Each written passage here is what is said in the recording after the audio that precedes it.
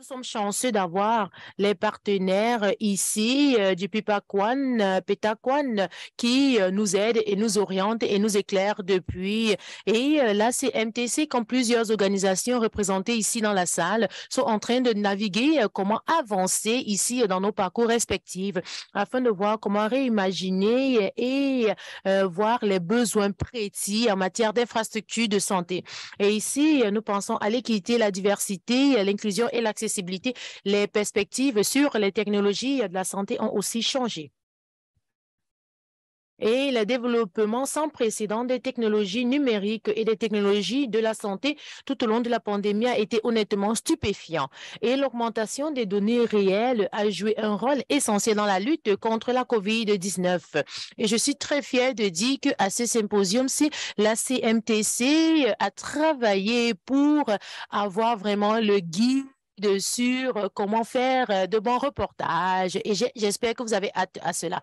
Et la pandémie vraiment a accéléré la possibilité des soins virtuels et des technologies de la santé qui peuvent réduire les obstacles. Et comme exemple, ici, il y a eu plusieurs outils qui ont été, il y a plusieurs médecins qui ont prodigué des soins sans devoir nécessairement se déplacer. Et c'est juste un seul exemple de comment la technologie peut vraiment transformer notre monde et nos communautés éloignées.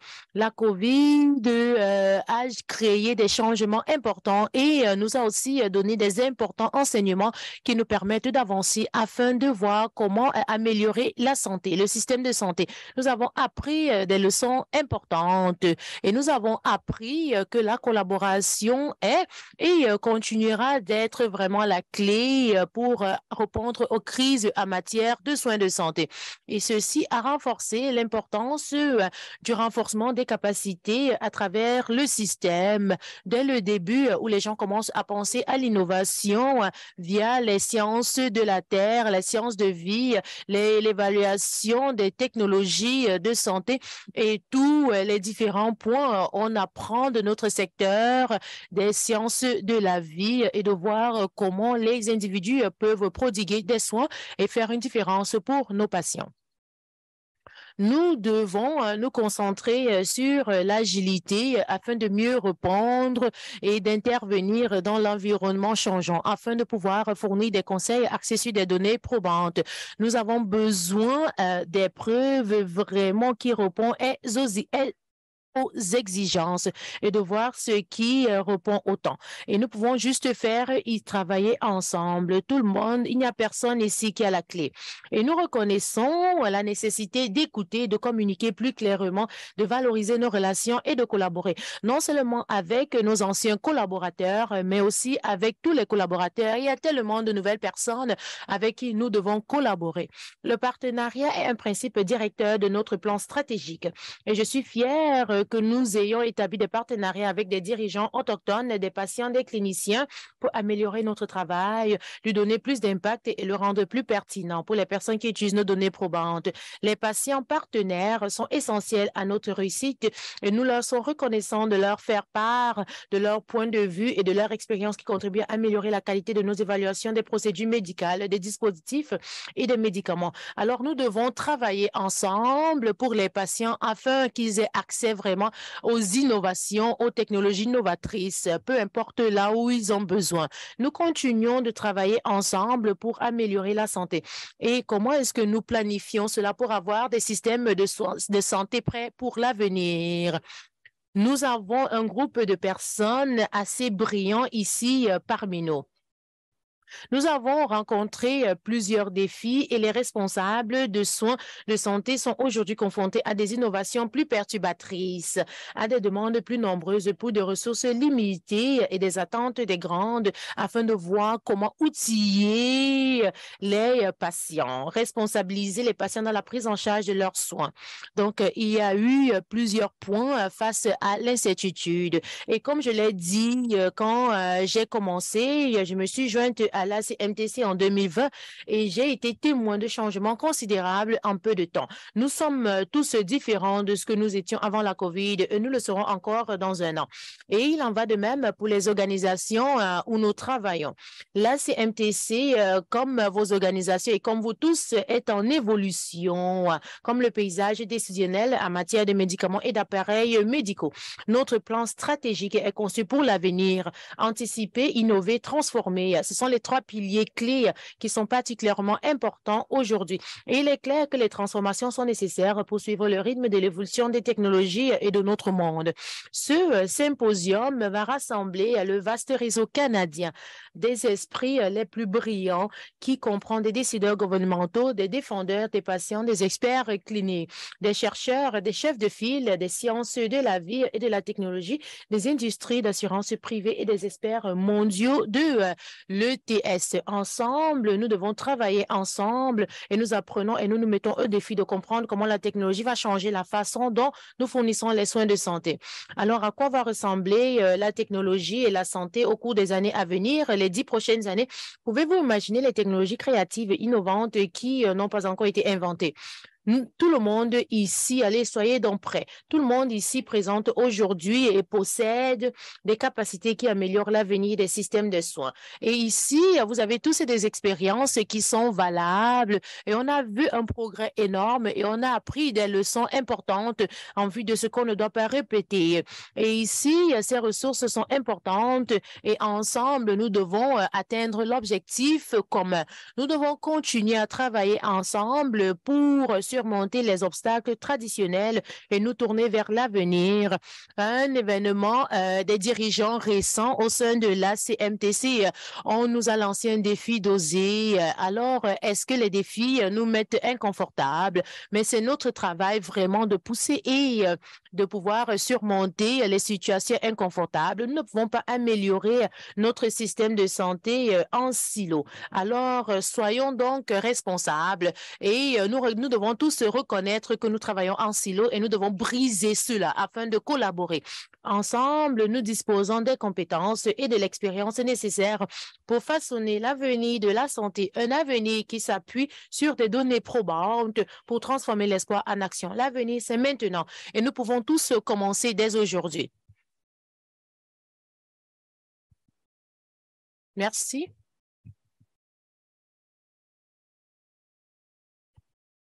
Maintenant, j'ai le plaisir de vous présenter notre premier conférencier, Dr. Stephen Lucas. Dr. Lucas a été nommé sous-ministre en 2019 et sous sa direction, Santé Canada a entrepris une intervention complète contre la COVID-19 en collaboration avec l'Agence de la santé publique du Canada, des partenaires fédéraux, provinciaux et territoriaux et d'éminents experts scientifiques, ce qui a contribué au plus important programme d'immunisation de l'histoire du Canada avant de se joindre à Santé Canada.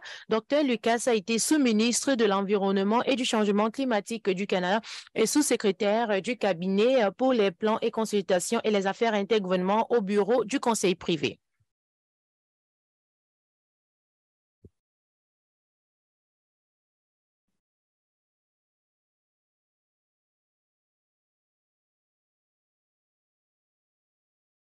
Merci beaucoup et bonjour à tous.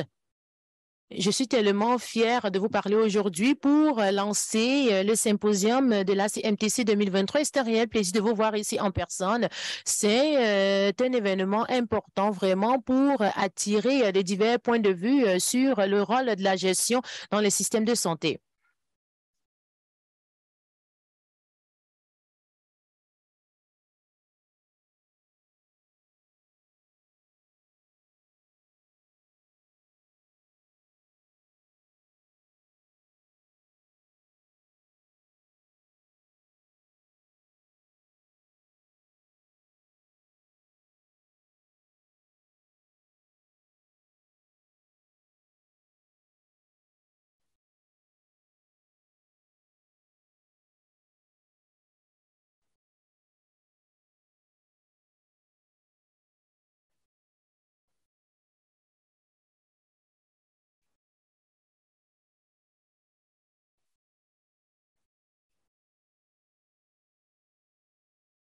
Donc, ici, nous visons vraiment à voir comment définir les systèmes de santé ici plus opportuns, ici, au bon moment. Et nous devons reconnaître les enjeux actuels et les défis et de voir comment répondre à cela et de voir que c'est la base d'un système prêt pour l'avenir. Je ne vais pas rentrer en détail des leçons tirées de la pandémie, mais juste pour mentionner quelques mots-clés ici que je vais souligner. Et comme Suzanne l'a déjà partagé avec vous, parmi cela, il y a le besoin critique d'agilité et de rapidité dans les interventions, l'infrastructure critique et aussi l'importance d'avoir des données probantes et des preuves et l'accessibilité et l'importance de prendre en considération l'équité en matière d'accès au système de santé. Et pour finir, l'importance de voir les différentes approches telles que l'approche qui a été suivie lors de la campagne de vaccination afin de voir comment améliorer les capacités du système de santé au Canada. Alors, s'appuyant sur ces considérations de la pandémie, nous reconnaissons que notre système de santé financé publiquement fait face aux mêmes pressions qui sont accumulées et présentées par la pandémie qui s'accumulent depuis un bon bout, que ce soit la pénurie critique de la main-d'œuvre en matière de santé ou les inondations dans les services d'urgence ou bien dans certains services dus à la pénurie du personnel et le retard dans les services et les diagnostics est très important. Ces pressions aussi individuellement et combinées ensemble affectent la santé des Canadiens. Et aussi, l'expérience est plus centrale, ce que les gens ont besoin et aussi, surtout pour notre population, nos aînés, et ceci accroît le coût ici et accroît les défis. Et on voit ici la fragmentation de notre système, incluant le manque d'approche uniforme et l'accès aux données sur la santé et aussi une intégration pas égale dans l'usage des technologies. Et les données ici sur le traitement et les médicaments et les données sur les personnes qui sont en bonne santé. Au cours des dernières 20 années, plusieurs aspects de nos vies ont profité. Ici, on voit les services banquiers et tout, et la technologie. Et comme la technologie évolue, les systèmes de santé évoluent aussi.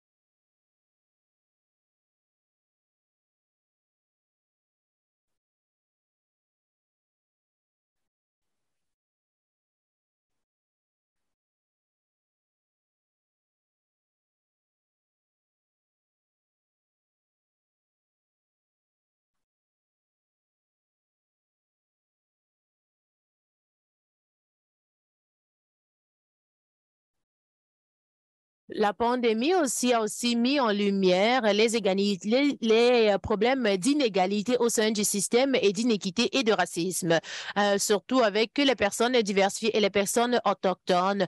On voit ici qu'au Canada, on voit que certaines personnes n'ont pas pu atteindre et réaliser leur plein potentiel. Donc, nous devons voir comment adresser ces inégalités et ces inéquités en matière de santé et sociale. Et on voit ici que les méthodes et les processus dans la gestion de cette technologie, incluant la plaidoyer et la défense des intérêts. C'est important et c'est critique afin d'assurer l'accès durable au système de santé à l'avenir. Et ceci va nécessiter l'agilité dans l'approche vers les systèmes. Et face à l'innovation, les Canadiens s'attendent à ce que leur gouvernement suive le train. Et on voit ici que c'est important de soutenir les opportunités ici qui sont présentées avec la prise de décision opportune et tout afin de surveiller les processus qui assurent l'efficacité et l'optimisation de ces technologies à travers le monde entier. Donc, Dans la prochaine partie de la présentation, je vais parler de quelques actions que le gouvernement a prises pour répondre à ces défis afin de voir comment optimiser les leçons apprises durant la pandémie. Le gouvernement, en février de cette année, a annoncé un investissement de plus de 200 milliards de dollars au fil des 10 années à venir pour la transformation du système de santé, incluant un financement pour les provinces et les territoires, incluant l'amélioration des systèmes de santé, incluant un fonds pour le développement autochtone. Et ceci a augmenté aussi le transfert en matière de santé pour les Canadiens. Et nous allons travailler avec les provinces et les territoires pour avoir de meilleurs résultats pour les patients et les territoires.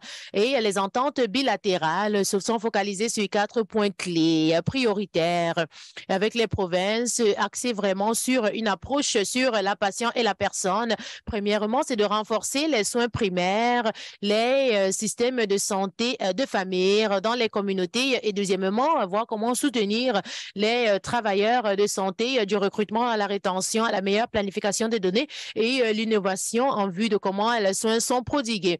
Et aussi, nous focalisons sur la santé mentale et les problèmes de dépendance. Et nous voulons ici améliorer le système de santé où les problèmes sont exaspérés durant la santé. Et pour finir, voir comment moderniser le système de santé et surtout les engagements sur la santé, les données en matière de santé et de voir comment mieux soutenir les Canadiens qui vivent au Canada. Ces 4 domaines de priorité partagés sont complémentés, appuyés par les investissements que le gouvernement a fait afin de soutenir les Canadiens avec dignité.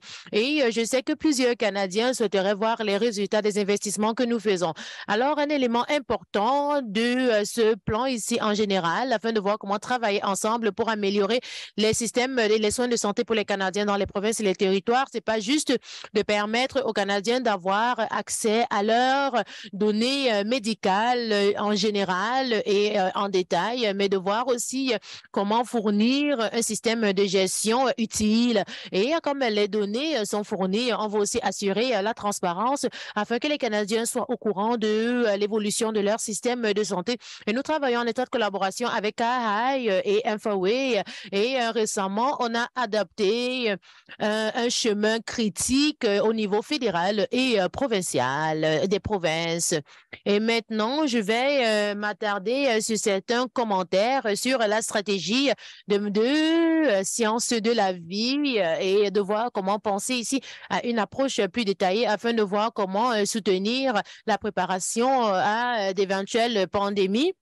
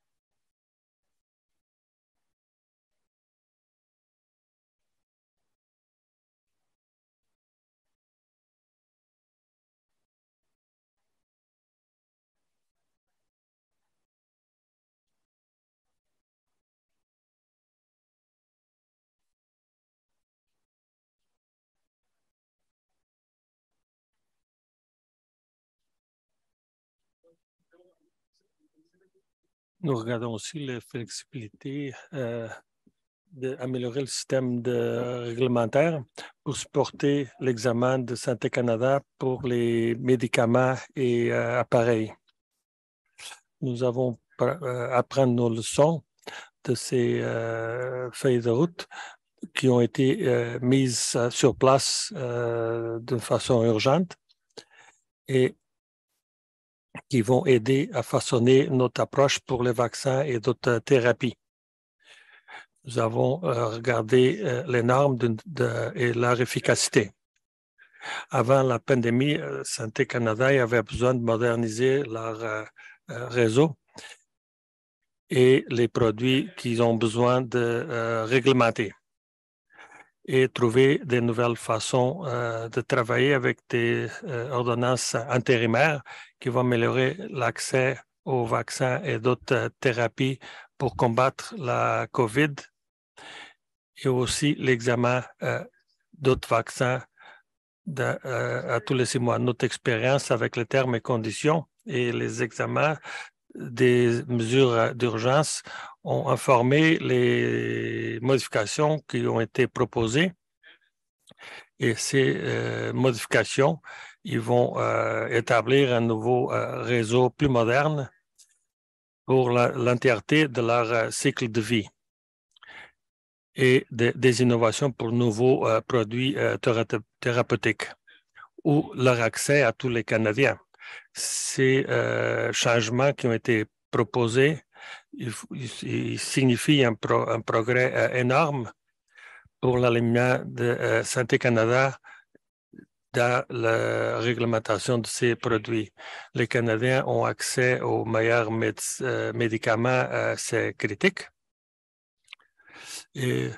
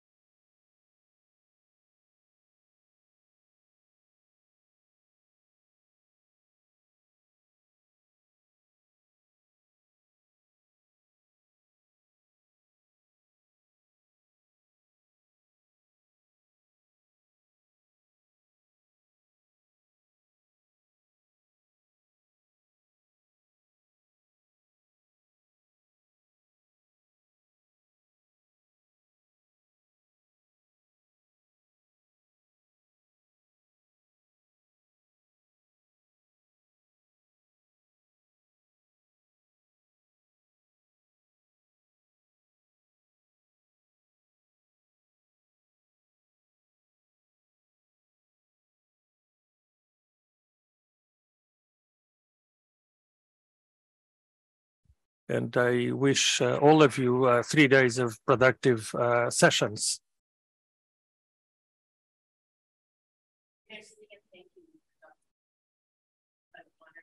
Merci, Dr. Lucas. C'est un honneur de vous avoir ici avec nous.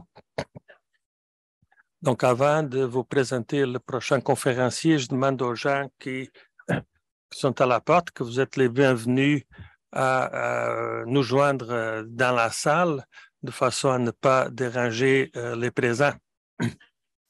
Donc, maintenant, j'aimerais vous présenter Shani Gwen, elle est la fondatrice de Ingdutokwin, une agence indigène qui porte la rotation sur les voies indigènes des projets puis des problèmes.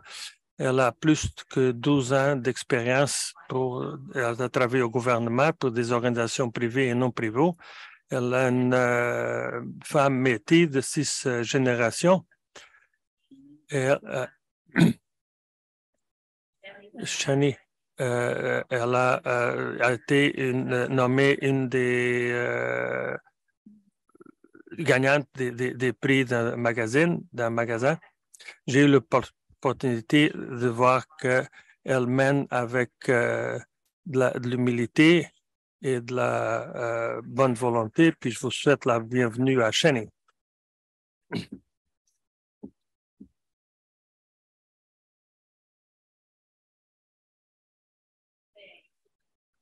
Bonjour. Oh bon, je peux bien vous voir tous dans ce podium. Des fois, j'amène une petite marche juste au cas où. C'est un plaisir d'être ici aujourd'hui dans le territoire Anishinaabe et Algonquin. Et comme Suzanne a mentionné, je suis une métis de 6e génération et je réside maintenant dans le territoire Tintix, dans la nation métis, qui est aussi connue comme Edmonton, Alberta. Avec le gouvernement, Suzanne a mentionné que j'ai un héritage métis Première Nation, mais je peux juste utiliser un carré, donc j'ai une carte métis, mais j'honore toujours mon héritage de Première Nation, donc je suis un descendant de la Première Nation Michel. Et la plupart d'entre nous avons plus de statut, mais probablement que ça va changer bientôt. Donc, avant de débuter, j'aimerais partager que je suis une mère. Ma fille Quinn est ici. Elle est venue avec moi pour me voir. Donc, je suis nerveuse parce qu'elle est ici aujourd'hui. J'ai aussi mon fils Charlie qui a 4 ans, bientôt 5. Et j'ai aussi la partenaire de mon mari, Trevor. Et je veux aussi reconnaître ma mère, Corley Carnigan, mon père, Lloyd Quinn, mon écom, Lloyd Ferguson, mon papa, Jessica Carnigan, et mon ancêtre, Peter Ochis, Tony Alexis, Roxanne Koutsoussis, Joe P. Cardinal et Teresa Strawberry. Et je le fais parce que ce que je vais partager avec vous a été très influencé par toutes ces personnes-là durant toute ma vie. Ce sont mes doctorats qui m'ont appris tellement de choses. Je travaille surtout dans les communications et j'utilise mes expériences en tant que personne indigène pour amener mon point de vue aux communications durant les crises, de la gestion de problèmes, des questions de marketing. Tout ce qui peut avoir avec la communication, nous le faisons. Et nous avons aussi une compagnie qui fait de l'engagement et qui gère nos relations avec des organisations indigènes qui vont les aider à à progresser. Ça fait pas longtemps que j'ai travaillé avec les médias et que les directeurs m'ont demandé mes opinions concernant la média avec une voix neutre. Puis j'ai répondu, j'y ai jamais pensé. Mais pour ceux qui ne sont pas au courant, les journalistes doivent écrire les deux côtés de l'histoire, essentiellement, mais il faut qu'ils le fassent avec d'une façon neutre. Donc, nous ne devons pas prendre un côté ou l'autre. Mais qui est la voix neutre? Parce qu'il faut que ce soit quelqu'un qui décide c'est quoi exactement une voix neutre. Ça ne sera pas long. Si nous voulons réfléchir qui sont dans cette salle, c'est qui les journalistes, qui sont les éditeurs, qui sont la majorité des gens dans les salles de nouvelles sont blancs, donc ils font partie de la culture dominante. Ce qui est neutre pour eux, ce n'est pas toujours perçu comme neutre pour les peuples indigènes ou d'autres communautés qui sont souvent définis comme marginalisés. Puis on utilise le terme marginalisé parce que c'est comme ça que nous sommes traités. Notre perception de la réalité n'est pas vue comme significative et peut-être même considérée comme erronée et où les raisons s'appliquent souvent à des très petites portions de la popularité. Quand nous avons des biais, nous sommes des fois ne pas au courant où nous connaissons mieux une certaine culture. Et ça va avoir un effet sur la façon dont nous voyons ce qui se passe. Donc, il n'y a pas de neutre, effectivement. Neutre, c'est défini par celui qui écrit, par l'auteur, puis par l'éditeur. Donc, une conférence de santé, pourquoi je suis ici en parlant de médias? Quand j'ai commencé à parler avec la ACMTS et d'avoir une approche canadienne sur la santé, j'ai réfléchi au terme pan indigène. Donc, c'est un terme que les gens indigènes utilisent quand nous voyons que nous sommes tous réunis dans un seul groupe. Donc, Première Nation, Métis, Inuit, ce sont les trois groupes principaux, mais en dedans de chaque, nous avons des milliers de communautés qui existent et qui ont des perspectives différentes ou différentes façons de faire. Et c'est important de reconnaître cela. Seulement parce que Sean est une personne métier qui vous a parlé aujourd'hui à une certaine perspective, ça ne veut pas dire qu'elle va être partagée par un Haudenosaunee ou par les peuples Stoney. Donc, nous ne sommes pas des peuples homogènes et nous savons aussi que les Canadiens ne le sont plus non plus. Donc, quand on m'a demandé de faciliter la conversation avec les employés, ils peuvent demander n'importe quoi qu'ils veulent, que ce soit spécifique à la santé ou non, concernant les peuples indigènes, puis ça génère des conversations intéressantes. Ce que je pensais être particulièrement intéressant, c'est quand les gens qui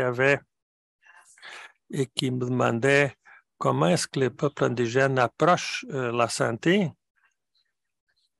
je revirais cette question d'une autre façon, puis je dirais comment est-ce que vous approchez les questions de santé? Bon, moi, j'approche la santé comme tout le monde. Je vais à l'hôpital. Le médecin me donne des médicaments, puis j'utilise le système occidental, puis tes parents. Et là, leur visage, il change un peu. Il dit, oui, ils ont une approche un peu différente. Ils utilisent le système occidental, mais ils utilisent aussi, et là, j'entends parler de toutes les pratiques anciennes, puis beaucoup de ces pratiques sont intéressantes parce que maintenant, nous connaissons quelqu'un qui me parlait d'une épice qui utilise antibactérienne. Puis maintenant, c'est prouvé que c'est effectivement une substance antibactérienne. Donc, il y a beaucoup de choses que ces gens utilisent qui sont déjà dans vos cercles, dans vos organisations, qui ont différentes perspectives de santé.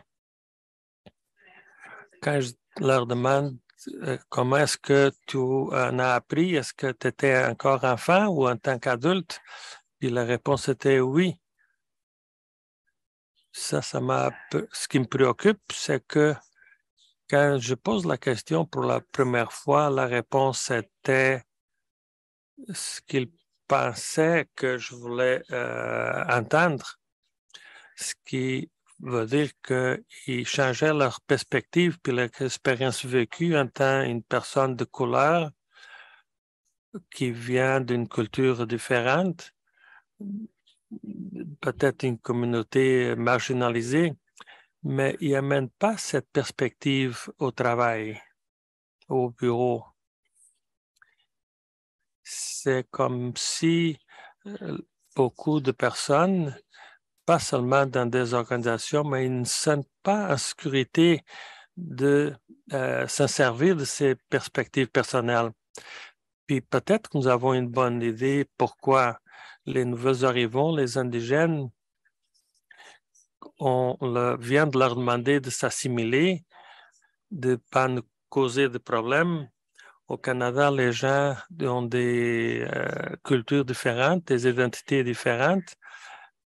Puis les gens qui arrivent ici, ils se ferment de façon à être acceptés puis inclus. Donc, de façon à être bienvenus puis pas isolés. Je ne sais pas comment est-ce que vous avez préparé un goûter différent aujourd'hui pour midi.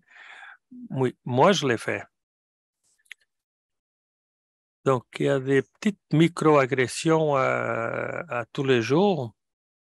Et les gens se posent des questions. Pourquoi tu fais ça comme ça? Pourquoi tu possèdes ça? Puis ça, c'est des choses que vous gardez dans votre cœur. Donc, pour les gens qui sont en dehors de la culture dominante, ça veut dire qu'on peut vous traiter comme difficile, émotionnel, rude, trop tranquille ou réservé, pas intelligent ou même étrange. Et quand vous... et ça peut mettre en risque votre façon de gagner la vie. Donc, il faut rendre sécuritaire pour que les gens puissent partager. Donc, en réalité, ça veut dire décoloniser. Quand nous amenons des gens et quand ils peuvent partager comment est-ce que le système les cause des dommages, nous devons nous forcer à faire des changements pour tous. Nous avons de la première génération d'immigrants qui arrivent au Canada, beaucoup de nouveaux arrivants. Et combien souvent est-ce que vous rencontrez un ingénieur ou un médecin ou un avocat qui travaille dans l'industrie des services parce qu'il n'est pas capable de transférer ses habiletés ici? Donc, nous demandons à ces gens-là qui ont quitté leur pays pour une meilleure vie ici de retourner au début, puis d'avoir une éducation canadienne, une expérience canadienne, et nous ignorons jusqu'au moment où ils puissent avoir du succès. Et nous entendons beaucoup de mauvaises informations pour les raisons pour lesquelles ça arrive. Et la semaine dernière, je vous rappelle que je reste en Alberta. J'ai entendu la semaine dernière en Alberta que cette femme m'avait trouvé sur le net dans un certain pays que je nommerai pas, qui utilise des aiguilles sans qu'elles soient nettoyées ou sanitisées. Bon, mais quoi? Ça m'a sonné qu'avant, elle avait dit que sans être l'avocat du diable, ça, c'est un signe que vous allez dire quelque chose qui est vraiment raciste. Donc, J'ai aussi entendu qu'ils ne comprennent pas tout le temps comment les choses sont faites ici, mais en tout cas, ce qui me préoccupe, c'est qu'il y a bien des choses que je ne comprends pas, comme mon Charlie, mon fils de 5 ans, qui me dit, bon, beaucoup de ces gens viennent de pays colonisés, comme nous sommes un pays colonisé par les Anglais, un système d'éducation britannique, donc nous ne sommes pas trop loin. Et des fois, les choses sont faites différemment, puis c'est bien. C'est OK si ça n'affecte pas ton idée de c'est quoi la normale, mais c'est inconfortable des fois d'avoir quelque chose de nouveau sans que vos pères prennent la relève. Nous vivons avec des règles imposées par le gouvernement pourquoi ne pas vivre avec les exigences du système de santé local. Il doit y avoir une façon plus facile de les montrer comment on le fait ici. Nous imposons un système de classe qui maintient la culture dominante, la population par-dessus, un pouvoir avec du contrôle. Les preneurs de décision, ils sont toujours en pouvoir, puis on le contrôle. Puis, évidemment, nous avons la marginalisation, puis éventuellement l'assimilation des minorités. Notre système de santé, souvent, il ne rencontre pas le besoin des gens qui sont dehors de la population dominante. Puis ça, c'est une erreur. Donc, nous manquons une opportunité importante de faire de l'innovation et de créer un système de santé qui traite les gens avant plutôt que juste les symptômes. Dans ma culture, beaucoup de gens, peut-être vous avez entendu parler de la roue de santé, donc quand nous allons voir des plus vieux, nous sommes traités comme un être entier, un cercle qui doit être complètement rond de façon à ce que nous soyons en santé. Donc, on ne regarde pas seulement ma santé physique, mais aussi ma santé mentale, mon bien-être émotionnel et aussi ma santé spirituelle. Nous regardons tous ces aspects pour voir où je suis.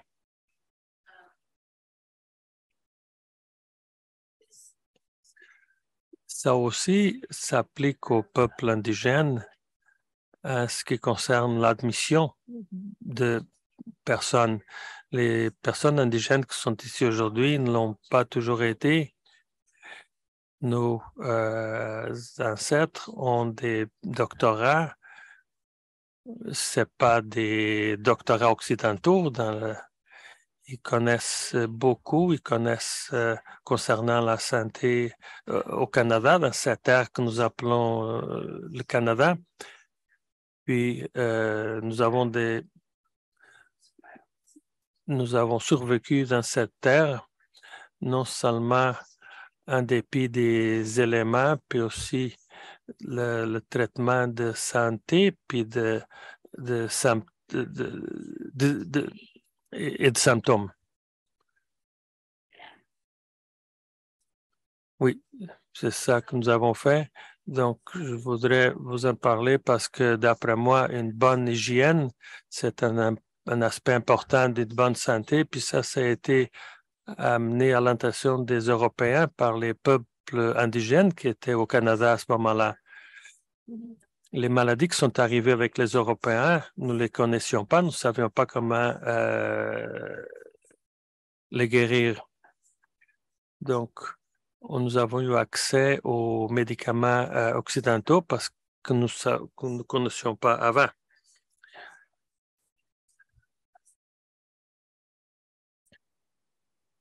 Donc, nous déployons aussi des efforts pour avoir accès à ces médicaments. Je lis beaucoup et récemment, je lis des journaux de santé, Peut-être ça vous choque certains d'entre vous, mais ce que j'ai trouvé intéressant, c'est comment est-ce que la communauté de sciences et maintenant, il commence à être familière avec des leçons que j'ai connues toute ma vie. Comment est-ce qu'on peut s'occuper puis prendre soin de notre Terre? C'est quoi l'univers? Comment est-ce que nous sommes arrivés ici? Comment est-ce que nous vivons en harmonie? Comment est-ce qu'on prend soin de nous-mêmes? La science est maintenant au centre. Ils ne le savent pas, mais moi, je le sais quand je lis les articles. Et normalement, c'est comme ça que les choses marchent. Les peuples indigènes sont validés, ne sont pas validés, à moins qu'ils soient validés par un système. Donc, s'il y a un accord, moi, toute ma vie, j'ai entendu comment souvent est-ce que les peuples indigènes sont en cours en cherchant de l'argent, mais nos droits qui sont dans nos ententes sont complètement ignorés. Donc, il faut défendre ces droits en cours. Autrement, ils n'existent pas pour le gouvernement provinciaux ou fédéraux. Ils font le mieux pour les respecter, mais de façon, mais ils ne reconnaissent pas que c'est effectivement des droits comme la loi sur la souveraineté qui a été annoncée l'automne dernier. Si vous le regardez, et si vous regardez les chefs, ils disent que nos droits ont été ignorés. Où est-ce que je suis? Donc, la science, maintenant, il commence à nous valider lentement. Donc, il y a de la recherche maintenant qui est alignée avec mes valeurs, puis des choses dont nous parlons dans ma culture. Les peuples indigènes, comme dans les autres cultures au Canada, sont en même temps des peuples anciens puis modernes. Nous vivons souvent dans deux mondes différents, puis je suis assez certaine que ça peut être appliqué aux Noirs, aux gens LGBTQ, S+, et à d'autres communautés qui vivent dans deux mondes différents. Notre monde puis votre monde. Nous avons beaucoup de solutions à vos problèmes et les mêmes problèmes que vous avez de la difficulté à régler et à comprendre. Pour les peuples indigènes, les systèmes ont été, nous posons les mêmes questions. Nous avons souvent des gens qui ont beaucoup d'argent qui vont décider qu'est-ce que nous avons besoin. Je vais vous raconter une histoire qui est bien réelle. Un homme très riche a visité une Première Nation proche d'où je reste. Il nous a appelés, il était tout excité. Je dis, bon, je veux donner une piscine intérieure à cette nation. Puis, mon Dieu, c'est fantastique. Comment est-ce que tu sais qu'ils voulaient une piscine? Je ne sais pas si en veulent une, mais je veux leur donner une. Bon, c'est bien. Mais ça, c'est beaucoup d'argent. D'aller dans une communauté puis de leur dire c'est ça que nous allons bâtir. Peut-être que ce n'est pas une priorité pour une communauté de Première Nation. Peut-être qu'ils peuvent utiliser cet argent pour d'autres programmes, pour de l'infrastructure ou pour des réparations. Il y a des choses peut-être qu'ils peuvent utiliser avec ce montant d'argent. Donc, il ne leur avait pas embauché, impliqué, il voulait juste continuer dans la voie de je connais ce qui est meilleur. Avant de ne pas le faire, nous devons nous écouter les uns les autres, sinon on ne va pas savoir. Ce sera juste nos propres présomptions. Ce qu'il y a est que les communautés autochtones au sein du Canada, nous savons ce dont nous avons besoin. Nous savons comment traiter nos symptômes afin d'être en santé. Nous savons comment diriger d'une approche axée sur la personne. Et généralement, ces approches sont vues comme étant insignifiantes, comme étant juste comme ça, en disant juste, oh, de quoi parlent-ils ces personnes? Et ici donc, les traitements naturels et la croyance en son corps comme pour la guérison naturelle ne s'alignent pas toujours. Les gens nous écoutent. On n'a pas encore été fautifs. Nous nous attardons toujours, on est en train de s'attarder sur les tombes des enfants, les sites résidentiels et de comment s'occuper de l'eau et de la terre. Et nous ne sommes pas fautifs quand on parle de comment garder et surveiller nos enfants et tout. On veut être capable de ramener nos enfants à la maison dans les communautés afin de mieux les soutenir d'une autre manière, de ce que nous connaissons. Alors, pourquoi est-ce que vous ne nous donnez pas une chance, une occasion? Alors, si on prend cette approche-ci, qu'est-ce que ceci veut représenter? Pensez à cette voix neutre-là dans le journalisme. La voix de qui est entendue pour une approche pan-canadienne en matière de santé. Nous devons savoir qui éclaire cette approche-là, qui décide, qui met cette approche en œuvre. Est-ce que c'est ce dont les Canadiens ont réellement besoin? Est-ce que ceci cause un préjudice à d'autres personnes? Si c'est patriarcal, si c'est le système patriarcal et colonial qui continue de décider, qui continue à choisir des points de vue et à mettre de côté des points de vue anciens en imposant une perspective sur le reste du monde. Ceci ne fonctionnera pas pour tous, ou bien juste pour la majorité même. Il n'y a rien pour nous sans nous. Je pense que peut-être vous avez déjà entendu parler de ça. Le préjudice va continuer avec les préjugés mis sur le système et pas juste le danger ou les préjudices, mais la mort dans certains cas. Si nous ne cherchons pas à inclure différentes perspectives, si nous n'écoutons pas ces perspectives et si nous ne comprenons pas ces perspectives et si nous ne travaillons pas ensemble pour apporter le changement, vous allez continuer juste à frapper votre tête contre le mur et, vous allez toujours ne pas pouvoir comprendre cela sans nous. Merci beaucoup.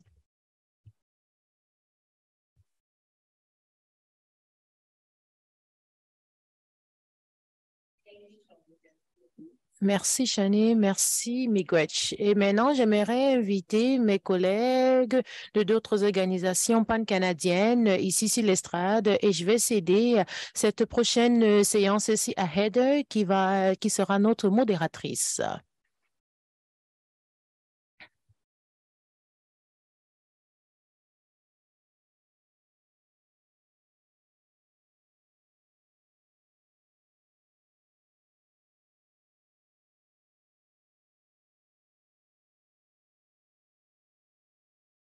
Alors, bonjour. Un peu de là où vous êtes dans le monde, il y a un bon nombre de participants ici en personne et plusieurs participants en ligne aussi.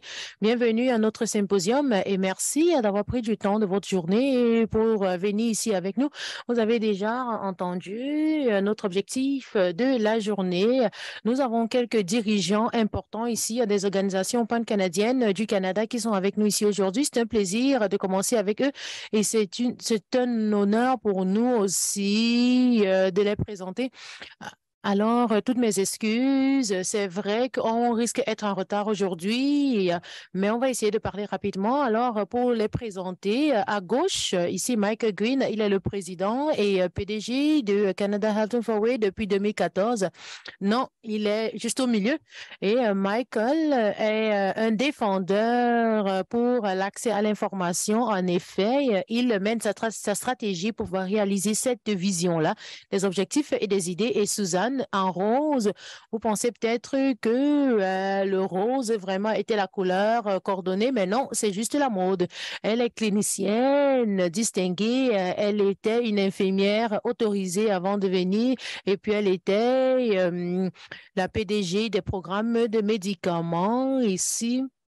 Et David, à gauche, est un défendeur ici de l'accès à la prise de décision et tout soutenu. Et ici, plusieurs organisations nous aident vraiment à voir comment améliorer la performance du système de soins de santé au Canada. Et donc, dans l'annonce du Premier ministre du 7 février, on va parler de ceci. Et pour finir, Jennifer en bleu, elle est la présidente et d'Excellence en santé Canada. Et comme vous le savez, c'est une amalgamation de deux organisations en 2020. Donc, elle vient de l'Institut de sécurité, aussi de la Fondation des innovations en matière de santé. Donc, trouver l'occasion de vraiment optimiser et de grandir. Elle a une bonne expérience et je vous invite vraiment à lire la biographie de chaque conférencier. Je vais vous poser deux questions ici.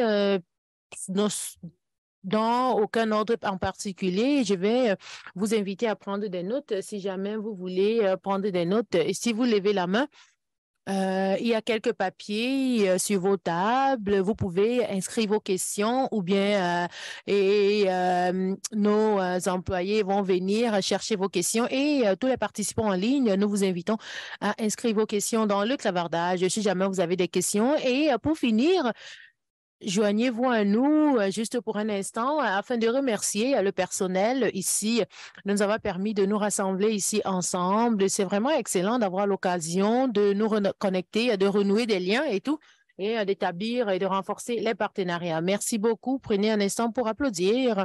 Donc, première question.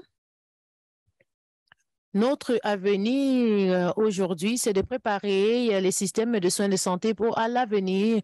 Et ici, avec les organisations pan-canadiennes de santé en 2018, Dr. P.J. Foyer ont présenté un rapport. Et si vous n'avez pas encore lu, je vous invite à le faire. Et ceci soulève vraiment des questions sur l'impact et le besoin des organisations pan-canadiennes afin de voir comment aider les citoyens et de répondre aux vulnérabilités du système. Et ici, alors, selon vous, que pensez-vous? Qu'est-ce qui a changé depuis 2018? Comment est-ce que vos organisations s'adaptent avec ce rapport-là et comment sont les relations de travail? Alors, merci. Et merci. Nous travaillons en étroite collaboration avec toutes les organisations ici présentes et je pense que les directives qui sont ressorties du rapport adopté à l'objectif visé et tout, en effet, amplifient et cela a été accéléré par les effets de la pandémie où nous étions obligés donc de mettre nos égos institutionnels du travail en silo de côté et de collaborer parce que l'information qui était nécessaire pour éclairer la prise de décision rapide et les points clés de politique et de conception n'étaient pas là. Et c'est étonnant pour moi, surtout pour tous ceux qui ont survécu pendant la pandémie, afin de voir comment la mémoire institutionnelle qui existait avant la pré-vaccination durant les mois précoces de la pandémie et l'effet que cela a eu sur la société civile canadienne et un instrument qui a mis les gens en quarantaine. Et ici, s'il y avait une compréhension ici, il n'y avait pas de données pour soutenir à l'époque et de voir comment informer la prise de décision afin de donner des capacités un peu plus précises et de voir comment recueillir des informations des sites de vaccination à travers le pays. Et ce qui s'est passé donc, je pense, c'est la compréhension absolue que les réseaux de collaboration, l'adaptation ne pas faire en sorte que le perfectionnisme devienne l'ennemi de ce qui a déjà avancé. Je ne pense pas que auparavant on ait travaillé ensemble de manière étroite avec nos collègues comme on l'a fait durant la pandémie et après. Et j'ai pas vu aussi depuis les 6 mois après la pandémie et tout, j'ai jamais vu autant de collaboration entre le gouvernement fédéral et les provinces. Et je pense que pour ajouter à cela, nos organisations sont des organisations assez petites. Quand on voit tout l'étendue du système de santé, je pense que notre travail ensemble avec le gouvernement fédéral, cela nous permet vraiment de pouvoir créer un lien entre le gouvernement fédéral et les provinces. Je pense que les petites organisations, ce que nous pouvons faire, c'est que nous pouvons essayer ici de regrouper les provinces et les territoires afin de jouer un rôle important dans l'établissement des relations et peut-être essayer de voir comment éviter la duplication des efforts et surtout après le rapport et au début de la pandémie. Je pense aussi que nous devons reconnaître le leadership de Santé Canada, Stephen Lucas et son équipe, le ministre. Je pense que je vois réellement la valeur de que les organisations peuvent apporter et tout. Et définitivement, ça a été vraiment un effort de concertation et il y a plus une coordination des activités. Et c'est vrai que nous faisons différentes choses, mais il y a quelques points familiers entre toutes les différentes organisations et je pense que Santé Canada a aidé à rendre cela possible afin de voir comment amplifier les efforts et ce que nous pouvons apporter. Merci. Et Jennifer, ton organisation en particulier a joué un rôle dans le rassemblement des personnages. Je vais dire oui. Et si on retourne vraiment au rapport Fit for Purpose ou bien adapté à l'objectif visé et tout, il y avait deux volets de voir comment travailler, mieux travailler ensemble aussi et comment est-ce que nous pouvons faire les choses en arrière qui sera soutenu. Et il y avait aussi un ensemble de structures. Et il y avait plusieurs recommandations et un ensemble de recommandations et tout, et de voir ce que Mike a mentionné, juste pour question de pratique, pour ne pas juste être théorique, je vais vous parler de quelques exemples du changement. Je pense que si on rentre en arrière, comme David l'a suggéré, pendant la période précoce de la pandémie, les soins de longue durée vraiment ont été réellement affectés durant la pandémie. Comme nous le savons tous, nous travaillons avec plusieurs foyers de soins à longue durée avant la pandémie et durant la pandémie, on a vraiment eu les rétroactions des aînés et des personnes dans ces foyers-là, des défis auxquels elles étaient confrontées et tout, et de voir comment réduire les risques pour les résidents et le personnel. Et cela a donné l'opportunité aux gens de dire comment est-ce que nous pouvons travailler avec la CMTC pour recueillir les données probantes et tout. Et on a vu ici les preuves, surtout en vue des nouvelles structures et des processus que l'AMTC est en train de mettre en place. On a voulu travailler avec nos amis à Skyhud afin de dire comment est-ce que nous pouvons tirer parti des systèmes de données qui sont déjà en place, au lieu de ne pas juste devoir recréer et aussi avoir l'opportunité sur laquelle notre organisation se focalise afin de nous améliorer, de voir comment travailler, de voir comment nous pouvons travailler ensemble afin de voir comment faire avancer les pratiques déjà qui ont été démontrées comme étant valorisantes. Et au début de la pandémie, les soins virtuels ont été vraiment négligés, mais c'était absolument essentiel pour nous, pour notre capacité d'offrir des services. Cela ne veut pas toujours dire que c'était bon. On avait une opportunité de travailler avec nos collègues à Canada Health Infoway, d'apprendre des dirigeants dans l'espace afin de voir sur quoi les gens s'étaient adaptés, ce que les gens avaient développé, afin de voir comment cela peut être utilisé collectivement à travers le pays, afin de voir comment définir l'avenir pour nos jeunes et pour l'avenir des soins. Et je pense que c'est un exemple pratique et nous devons voir comment nous pouvons travailler ensemble afin de voir peut-être comment être motivé par les circonstances et peut-être comment être informé par cette base-là et voir les occasions de collaboration. Et j'ai commencé à suivre mes collègues et peut-être ce sur quoi je vais m'attarder est que ici, une partie, l'un des thèmes de la conférence ici, c'est l'évaluation des technologies de santé. Et c'est des évaluations. Nous devons nous auto-évaluer et d'autres personnes aussi doivent nous évaluer de manière objective. Comme plusieurs plusieurs autres choses en rétrospective. Peut-être le temps de ce rapport et tout était peut-être plus efficace que nous le réalisons. Cela nous a démontré des opportunités de nous améliorer. Et j'aimerais retourner à quelque chose. David a commencé afin de voir, on a commencé avec les barrières organisationnelles qui nous ont empêchés peut-être de voir comment travailler ensemble, comme on le souhaitait.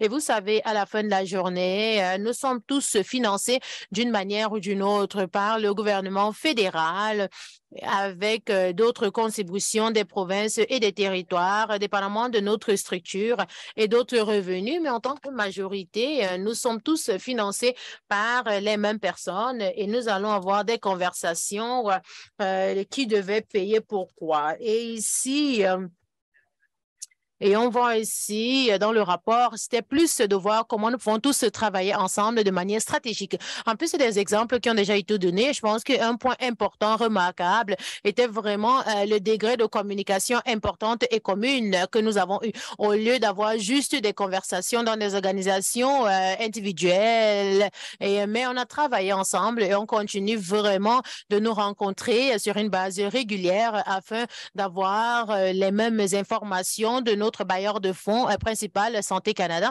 Donc, c'est important de voir les enjeux qui sont soulevés, qui sont présentes et tout. Comme Mike l'a mentionné, il y a des choses que nous faisons différemment et nous espérons vraiment qu'en tant que notre responsabilité, nous devons faire ceci d'une manière un peu plus réfléchie. Et je pense qu'à la fin de la journée, ceci a fait avancer la conversation du PCHO vers une structure afin de voir ce que nous devons faire différemment ensemble. Et je pense que c'est peut-être là où nous avons dépensé le plus de temps au cours des dernières années, des 2 dernières années ensemble. Et très souvent, dans les affaires des gouvernements, on a des annonces comme si les problèmes ont été résolus, mais quand on parle de l'urgence des problèmes, c'est pas comme si on sait vraiment, il y a eu un grand changement, une grande amélioration comparée à 3 ans passés, mais la volonté est là et la continuité des efforts doit être là et doit être inscrit dans le plan de 5 ans. Et je vous invite donc, vous tous qui sont impliqués dans l'avancement de ce changement-ci, de continuer à travailler afin de résoudre les problèmes. Alors, une dernière question à vous tous. En vue de la discussion de Shawnee de ce matin, nous devons penser différemment et des différences au sein de nos organisations. Est-ce que vous pouvez m'en dire un peu plus de ce que votre organisation fait pour la réconciliation avec les peuples autochtones et comment est-ce que vous reconnaissez la différence? Vous impliquez cela dans le travail que vous faites, David? Donc, nous, on a commencé, nous reconnaissons le besoin que nous avons pour nous-mêmes en tant qu'organisation de créer une base d'humilité dans nos relations avec les Premières Nations, les métis et les communautés et d'autres. Surtout quand on voit l'après-pandémie, la plupart du travail qui a été fait en tant qu'organisation au cours des 5 dernières années, c'est le renforcement des connaissances, la sensibilisation, l'éducation et de voir comment fournir au personnel de CAIR, de leur donner accès aux personnes autochtones afin de parler, afin de connaître leur expérience vécue, ceux qui sont dans des pensionnats et autres, l'histoire ancienne. Il y a certaines personnes de mon âge qui ont vécu dans des pensionnats, qui étaient victimes des circonstances, mais cela aussi nous a fait voir certains points que Shawnee a mentionnés. Par exemple, le fait que si vous êtes en train d'avoir des indicateurs et ces indicateurs sont créés dans le contexte en particulier et ce contexte-ci ne reflète pas toujours ce que nous devons faire. Et les personnes qui méritent d'être servies, juste à titre d'exemple, j'avais une conversation avec les Premières Nations, le groupe de santé des Premières Nations de la Colombie-Britannique, une organisation, et on parlait d'un indicateur de développement. Et en ce moment-ci, la personne à qui je parlais a dit L'une des choses que nous utilisons pour évaluer la santé de nos communautés ici sur la côte ouest, c'est par rapport aux pêches et océans et comment allez-vous inclure ça dans un indicateur. Donc, c'est quelque chose, par exemple, qu'on a essayé de maintenir au cours des 4 à 5 dernières années. Nous avons signé et vu comment s'attarder sur la Déclaration des Nations Unies et de voir comment leur donner l'accès et le contrôle de ce qui se passe avec les données. Donc, nous essayons d'inclure tout cela dans notre programme. Michael.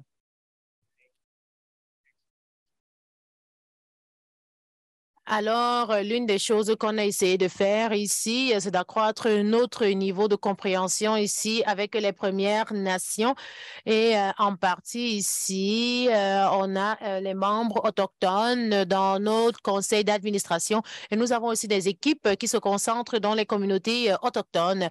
Et ici, au sein des communautés autochtones, nous travaillons pour répondre à certains enjeux auxquels ces communautés sont confrontées et aussi l'utilisation des technologies et l'adaptation et en vue de certains problèmes qu'il pourra avoir et l'accès géographique, par exemple, je pense, un domaine pour lequel je suis tellement fière. On a travaillé avec la compagnie Mustemood des Premières Nations et ensemble, on a créé l'accès aux données médicales en ligne accessibles à cette communauté et nous essayons de soutenir cela techniquement et avec du financement aussi. Et maintenant, ce système est déployé dans plusieurs communautés à travers le pays et ceci vise vraiment à fournir des bons services et ceci s'aligne aussi avec les exigences qui nous permettent de nous attarder sur certains enjeux. Et je pense ici, comme on a parlé plus tôt, ma conférencière a parlé de la nature, des prestataires, des provisions, des dispositions en matière de santé. Et c'est vrai que ceci est axé sur un modèle d'affaires. C'est pas plus axé sur le consommateur, même pour tous les membres de la population. Et je pense ici que nous devons être conscients de comment nous pouvons démocratiser la prestation des soins de santé en espérant que la technologie va pouvoir jouer un rôle dans les soutiens qui sont fournis. Merci. Donc, nous sommes une nouvelle organisation et je pense que c'est aussi important pour nous de reconnaître que même si nous sommes une petite organisation, nous sommes encore petits dans ce travail et nous sommes tellement chanceux d'être guidés par les perspectives des Premières Nations et des métiers. Et ceci a été inclus même avant que nous ne soyons formés en tant qu'organisation. C'était l'un des piliers ici d'avoir l'opportunité d'avoir ces directives aussi et de voir comment donner des dons ici à nos organisations, des médicaments, des outils et des ressources pour nous aider vraiment à continuer dans ce parcours avec nos partenaires. Et nous pensons à faire ceci de 3 manières. Premièrement, au centre, vraiment, c'est le plan d'action sur la vérité et la réconciliation. Et il y a un travail qui doit être fait en interne d'apprentissage et de déapprentissage. Et ici, de voir comment avoir des structures au sein de nos organisations, la décolonialisation, par exemple, de comprendre la connaissance traditionnelle dans notre compréhension de propriété intellectuelle, par exemple, quand on signe un contrat avec quelqu'un dans l'approvisionnement, par exemple, les exigences, par exemple, la compréhension de la vérité et la réconciliation, cet engagement. Et en plus de cette base-ci, c'est notre travail avec le partenaire. Nous sommes tellement chanceux d'avoir des partenaires excellents qui nous aident vraiment ici afin d'avoir des relations réciproques avec les Premières Nations, avec les métiers. Et ici, de voir comment avoir de meilleures relations établies avec certains groupes. Et il y a encore du travail à faire. Et l'autre cercle, c'est notre travail avec les systèmes de santé ici, pour voir comment travailler et soutenir ceci et nous attarder sur la vérité et la réconciliation. Et on voit aussi que dans plusieurs organismes, ici, nous travaillons avec les métiers et les différentes nations afin de voir ce soutien réciproque-là et aussi d'avoir des actions tangibles et concrètes qui vont affecter les expériences de ces personnes et de voir comment changer les choses sur le terrain. Donc, c'est une approche à 3 volets que nous devons suivre. C'est vrai que c'est difficile de suivre vraiment, d'ajouter à ce que ces 3 individus ont dit. Et ici, même si vous êtes encore une petite organisation, vous êtes capable de marcher dans cet espace. Et certaines choses que je vais mentionner, la CMTS évolue toujours dans cet espace-là autochtone. Ça a toujours été inclus. Et comme plusieurs organisations, je pense que c'est juste de dire que nous nous sommes un peu perdus en essayant de définir où nous allons. Et ici, premièrement, c'est que c'est pas assez sensible culturellement et avoir peur qu'ils vont faire quelque chose pour nuire aux relations à l'avenir. Et ici au Canada, vous savez, on a atteint le niveau où c'était assez tragique, où des individus sont décédés, où les gens n'avaient pas les soins appropriés dans un système ici au Canada, mais on n'a pas ici mentionné ici, c'est pas juste par rapport à l'apprentissage, mais ça tarde plus sur l'action. Et comme Jennifer l'a dit, nous avons tous fait des engagements et tout afin de voir comment adresser et nous attarder sur ce qui se passe au sein de notre système ici et de voir comment livrer ici et de voir comment répondre aux personnes. Et ce que ceci veut dire ici pour nous à la CMTS est que nous avons investi, et Shani a déjà mentionné cela, et on doit reconnaître vraiment ici les colons et de voir ce que cela importe pour notre organisation. Et à l'avenir, nous devons encore apprendre, nous devons voir comment inclure de nouvelles personnes au sein de notre organisation, des individus avec une connaissance, un patrimoine autochtone et des individus qui vont s'attarder sur l'équité, l'inclusion et l'accessibilité. Et Shani a dit... Et on voit ici comment s'assurer que nous entendons vraiment la voix des personnes réelles et comment est-ce que nous pouvons donc inclure ces nouvelles manières de penser dans l'ETS que nous menons. Et nous suivons cette voie-là en ce moment-ci et j'ai eu l'occasion de participer à la conversation d'un petit groupe ici avec 4 Canadiens ici, des dirigeants autochtones importants, assez remarquables, qui travaillent au sein du système traditionnel canadien et tout. Et on voit ici et de voir comment avoir le point de vue des personnes et de voir comment nous pouvons penser ici aux points de vue qui sont partagés avec nous afin d'inclure des perspectives autochtones. Et les points ici, David, peut-être on peut voir ici si vous avez une question. La technologie avance rapidement. Je suis en train de lire ici d'une carte ici, étant donné les défis et d'évaluation et la stratégie du gouvernement ici, comment est-ce que Sky ici contrôle l'intelligence artificielle, par exemple? Est-ce qu'il y a d'autres points urgents que vous êtes en train de soulever, de surveiller? Alors, tout d'abord, nous n'essayons pas de contrôler ici, alors certaines manières, ce que nous pouvons faire afin d'être pertinents et utiles. Nous sommes ici des prestataires de services à tout le monde ici dans la salle. Nous apportons, nous fournissons des données de haute qualité et tout, et de voir comment nous attarder sur la conception des programmes. On a commencé ici à peu près 3 à 4 ans passés afin de voir comment développer notre capacité d'intelligence artificielle. Et nous sommes en train de former les scientifiques des données ici ou bien fournir ici aussi des sites Et ici, à l'Université de Waterloo, par exemple, on peut voir ici comment renforcer ici dans les institutions.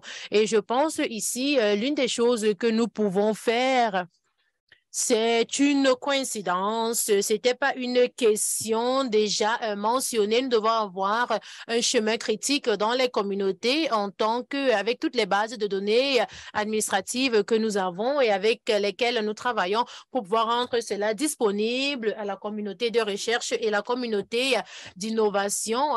Qu'est-ce que nous devons faire afin que cela ne devienne pas juste un dossier PDF au cours des 5 années à venir? Comment est-ce que nous répondons aux besoins de l'environnement d'intelligence artificielle? Comment est-ce que nous tirons parti de cela et optimisons cela? Alors, je présume que ce sur quoi, je pense que c'est pareil à ce qu'on parlait au cours des 10 dernières minutes, avoir des réseaux de collaboration et tout.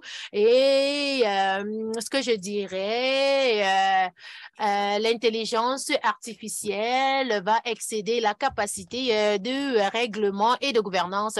Et pour moi, selon moi, nous devons avoir une approche axée sur des principes qui gouvernent les comportements et les attitudes en vue de la collecte et l'usage de l'intelligence artificielle par une communauté d'usagers qui suivent les principes. Et c'est l'une des choses que nous allons suivre au cours des années à venir. Donc, il y a beaucoup d'interactions entre vos deux organisations, mais j'aimerais te demander des questions sur si tu peux décrire pour les gens présents. Oui, c'est un sujet très technique et dont je ne veux pas me cacher, mais je pense que le vrai problème ici, tel que nous savons, c'est que le Canada examine la possibilité d'une interaction dans plusieurs systèmes comme les autres pays, mais essentiellement, ce que nous regardons, c'est que nous sommes dans une situation où 90% des médecins ont des dossiers électroniques. Puis dans les hôpitaux, nous voudrions que tous les hôpitaux aient des documents électroniques. Le problème, c'est que le système des hôpitaux sont souvent des compagnies américaines et le système utilisé par les médecins de famille sont plutôt des systèmes locaux qui viennent de l'innovation canadienne. Puis ces deux systèmes, ils ne se parlent pas entre eux très bien. Puis le problème, c'est que vos données, ils sont peut-être gelés chez votre médecin. Puis comment est-ce que les gens peuvent avoir accès à ces données? Ce qui est critique maintenant, c'est l'accès aux données. Et quand nous regardons l'interchange, c'est le problème que nous essayons de régler, c'est de normaliser les communications entre tous ces différents systèmes de façon à ce que quand vous allez voir votre médecin de famille, cette personne peut avoir accès aux données pertinentes dont ils ont besoin pour vous traiter adéquatement en tant que patient. Et aussi, en tant que patient, vous voulez pouvoir avoir accès à ces données de façon à ce que vous puissiez être un participant. Donc, l'objectif que nous voulons achever ensemble dans nos organisations avec les provinces, puis le territoire, puis le gouvernement fédéral, c'est d'avoir des normes qui peuvent être mises sur place pour nous assurer que les systèmes peuvent se parler, puis faciliter l'organisation de rendez-vous en ligne, puis rendre ces systèmes plus accessibles. Donc, en tant que travailleur de santé, un des problèmes, c'est que les données électroniques sont pas très faciles à utiliser.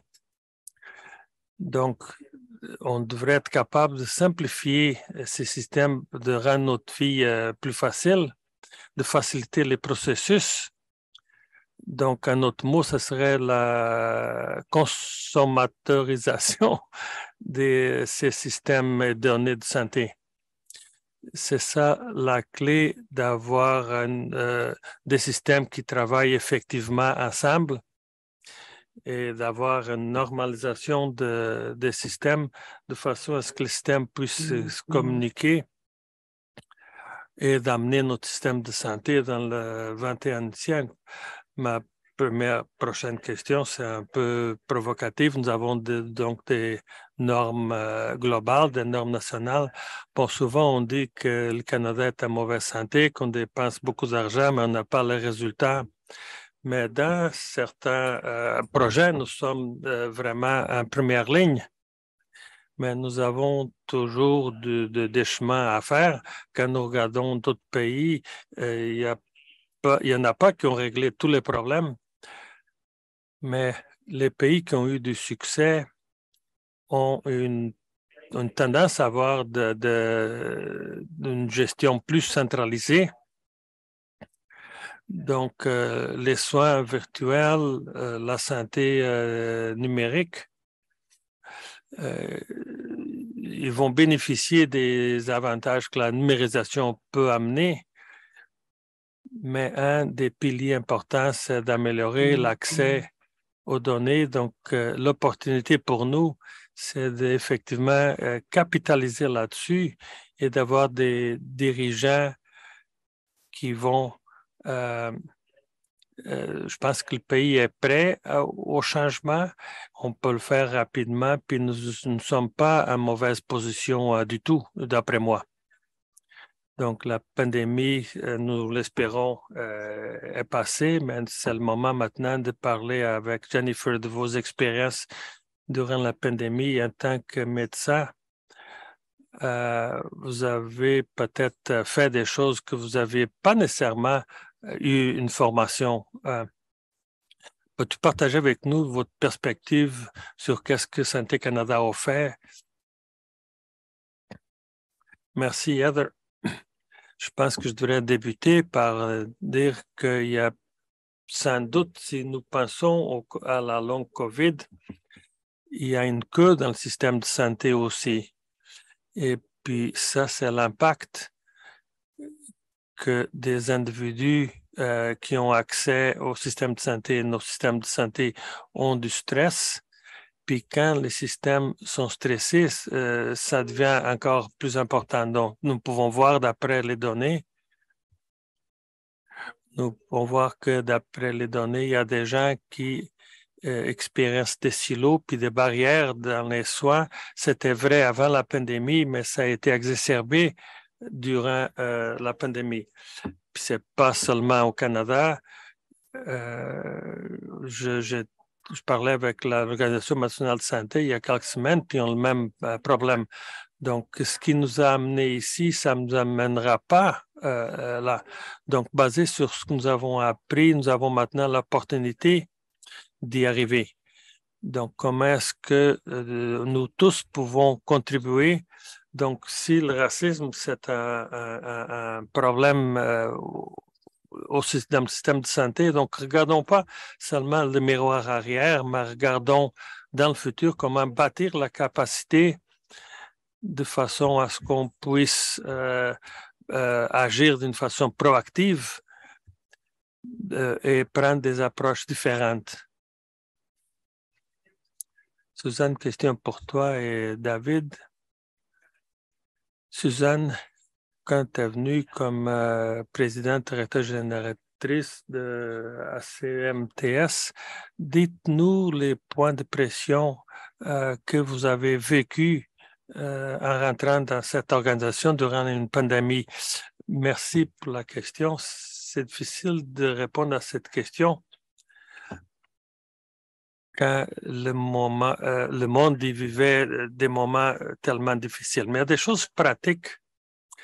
Beaucoup de ce que nous faisons, notre capacité de résoudre des problèmes d'une façon créative et innovatrice, il y a beaucoup qui peuvent faire d'une façon virtuelle, mais il y a des choses qu'on a perdues. les gens ils donnent de la valeur à passer du temps ensemble et à échanger des idées. Mais d'autres changements, et quand j'ai réfléchi structurellement, est-ce que nous étions préparés pour avoir du succès? Une des choses qui m'a frappé, c'est qu'à la mesure que le COVID se passait dans notre pays, et maintenant c'est très bien de regarder dans le miroir arrière, il y a bien des choses que nous avons bien fait, nous avons appris des leçons, mais une des réflexions que j'ai particulièrement concernant quand je mets mon chapeau de données probantes, quand nous avons des données qui sont contradictoires, quand des provinces et les territoires ont des orientations qui sont différentes, est-ce que c'est une opportunité pour avoir une façon pan-canadienne d'approcher avec des experts qui vont reconnaître qu'ils ont été oubliés, que ce soit des patients, certains cliniciens, des communautés indigènes ou marginalisées. Qu'est-ce que nous voulons avoir dans le futur avec des données probantes qui vont nous permettre de mieux servir le pays dans un sens de sans confondre les gens, d'être clair avec eux, plutôt que tel que nous avons vu dans d'autres juridictions qui ont tombé dans une approche, une juridiction à la fois. Mais d'un point de vue de leçons apprises, qu'est-ce que nous pouvons apprendre avec ça? Puis les organisations qui sont ici dans le podium aujourd'hui peuvent apporter et contribuer à cette réflexion. Donc, dans une seconde.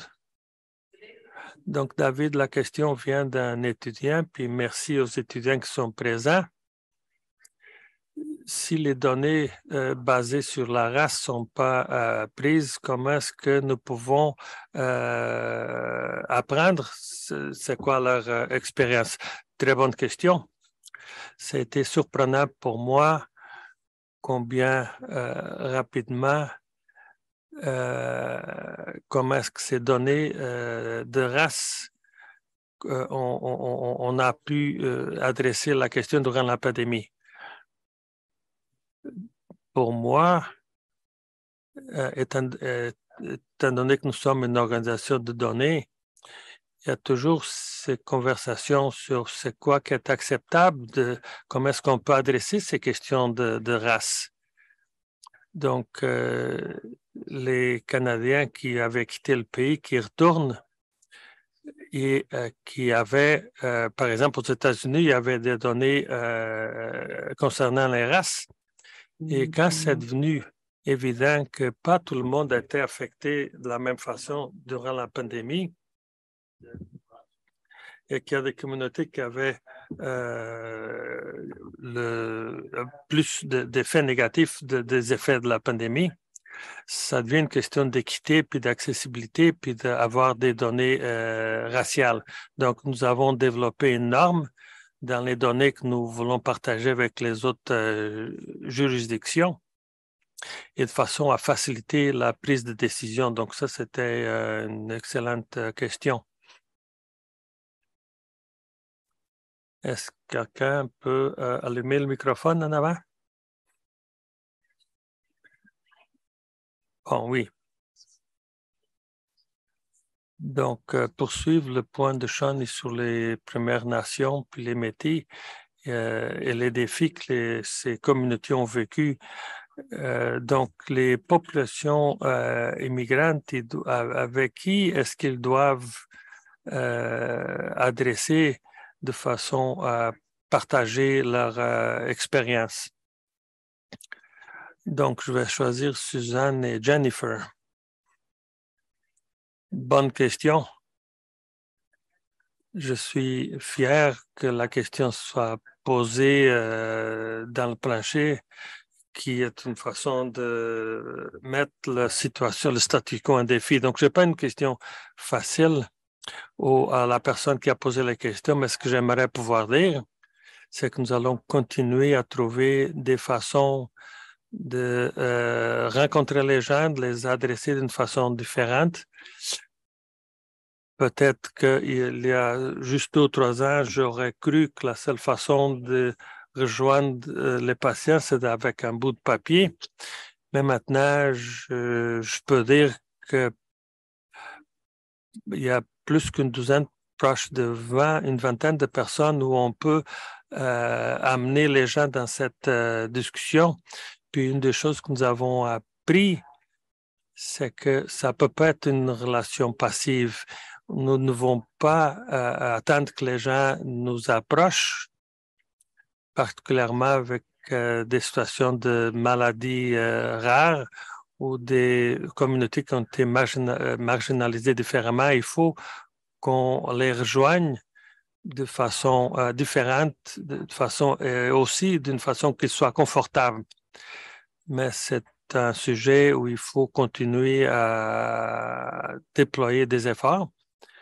Donc, les nouveaux immigrants dans cette salle, comment est-ce qu'on peut trouver les meilleures personnes? Puis soyez à l'aise de partager avec nous vos opinions, telles que nous avons dit à plusieurs reprises, l'avoir toujours en perfection puis d'être excellent. Ça nous a souvent permis de rester statique plutôt que d'essayer des nouvelles façons. Et si je peux continuer, Shani a dit rien pour nous sans nous. Puis ça, effectivement, les gens doivent être impliqués. Et je pense que nous avons besoin de reconnaître que nous avons toujours nos expériences vécues dans nos vies et que cette expérience a une valeur qui est bien importante. Comment est-ce qu'on peut adapter le système, qu'on soit en train de bâtir un système ou pas? Je pense que l'autre opportunité, c'est de penser d'une façon similaire. Comment est-ce que nous devons faire en tant qu'organisation? Comment est-ce que nous pouvons faire un partenariat avec d'autres organisations?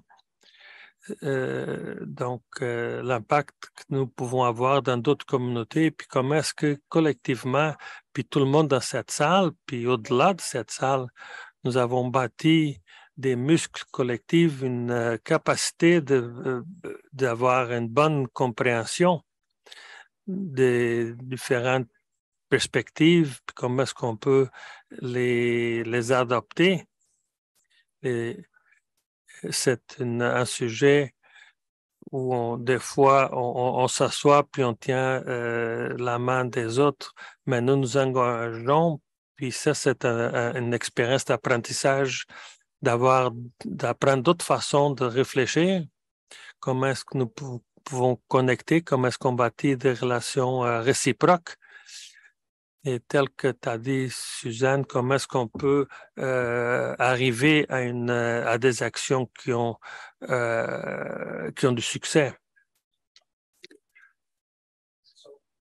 Donc, comment est-ce que nous pouvons répondre à ce type de questions sans rendre nos organisations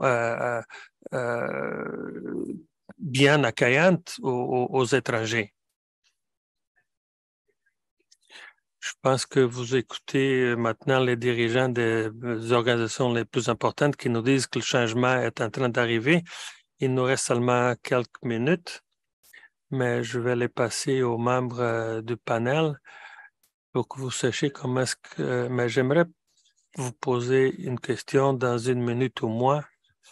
Qu'est-ce qui vous inspire? Qu'est-ce qui, en tant qu'organisation pan-canadienne, le travail que vous faites en tant qu'organisation. Puis je vais débuter avec Suzanne. Bon, je ne suis pas habitué à être la première. Je dirais pour commencer que le thème de ce symposium me donne beaucoup d'espoir. Je suis une personne optimiste par ma nature. Mais je suis satisfaite de voir qu'on a des sujets ici dont on aurait parlé dans le passé. Puis ça me motive beaucoup. Puis l'autre chose sur laquelle j'ai réfléchi, c'est que les membres de mon équipe qui sont ici aujourd'hui, qui vont m'aider à capter les choses qui sont dites ici, mais ça démontre notre engagement à aller à des endroits comme la diversité, accessibilité, équité ou nos réconciliation, couplées avec nos avances scientifiques et les données probantes de la vraie vie. Donc, il faut travailler en collaboration avec nos collègues à travers le pays et d'autres personnes dans le système, mais aussi travailler internationalement. Il y a beaucoup qui doit être fait dans le système de santé ici puis au monde, mais nous ne pouvons pas nous permettre de ne pas utiliser notre système d'une façon efficace.